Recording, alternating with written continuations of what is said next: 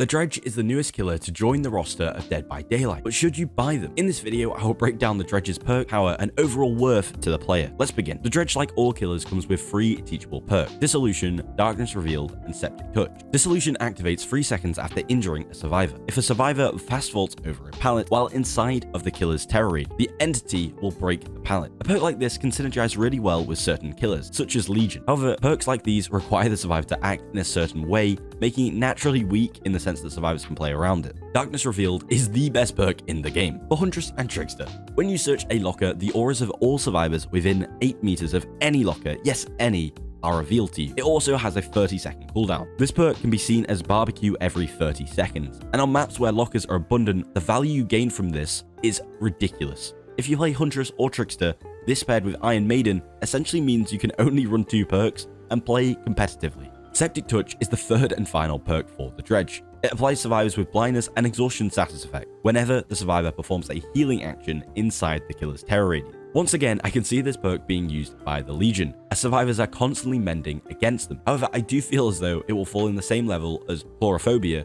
only really being used in certain builds and not competing for a meta spot. Perks are important, and are going to become more important to consider when buying a killer and survivor with the prestige change. However, you will still be able to purchase them through the Shrine of Secrets. So let's consider the Dredge's power. The Dredge has 3 main aspects to their power. The first is the most basic. You can teleport to any locker in the game.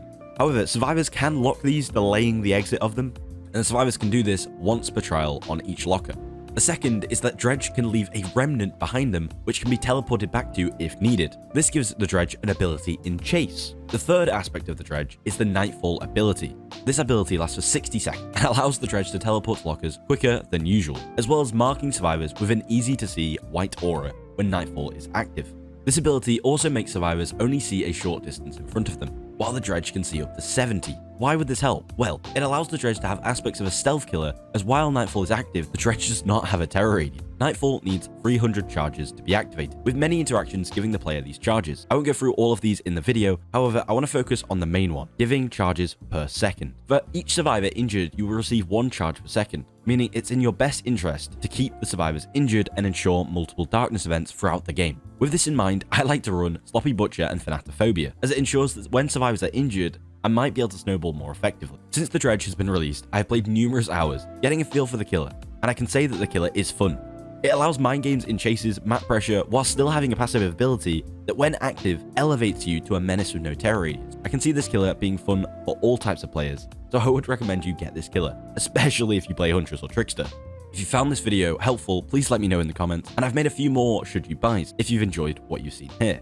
And please consider subscribing if you've made it this far. Thank you for watching, and peace.